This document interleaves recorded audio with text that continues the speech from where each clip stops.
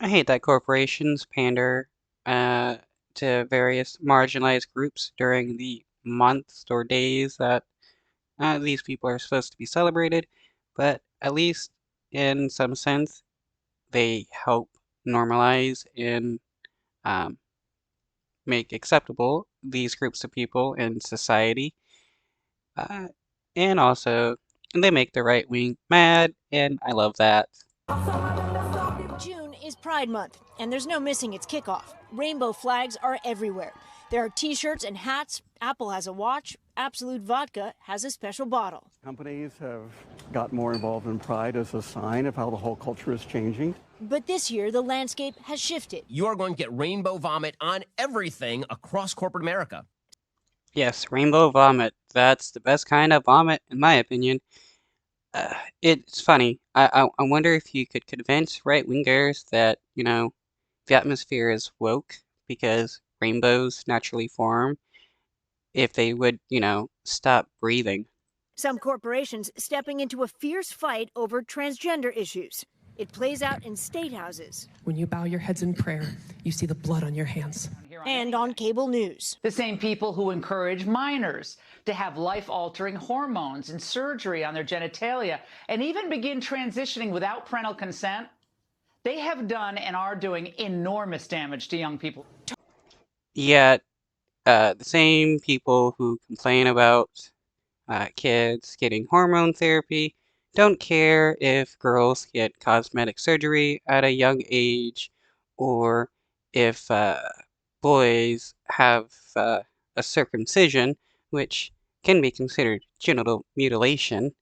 And uh, according to statistics, 22% of men regret having a circumcision as a baby against their consent, compared to people who transition, which is like 1%, and that's usually due to lack of acceptance by people. Target moved its Pride Month merchandise, including a transgender-friendly bathing suit, to the back of some of its stores after customer backlash. Okay, these are like naked people in shirts. Its stock price dropped more than 15% in 2 weeks. I got some Bud Lights for us. Bud Light marketed a customized can featuring transgender influencer Dylan Mulvaney, triggering an outcry.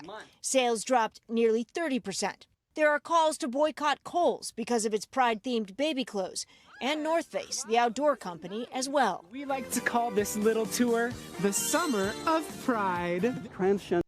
What is funny is right-wingers are now mad at Chick-fil-A for being inclusive, and that's the main root of right-wingers' anger. Inclusivity.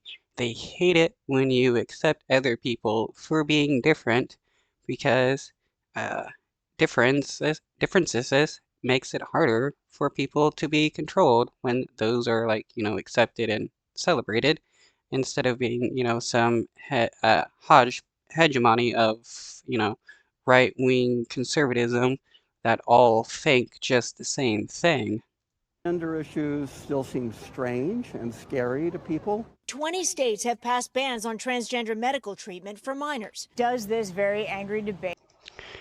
And this right here is funny because anytime you talk about having restrictions on guns in order to prevent kids from being murdered by people, they claim that, oh, criminals won't obey gun laws, so why should we have restrictions on guns?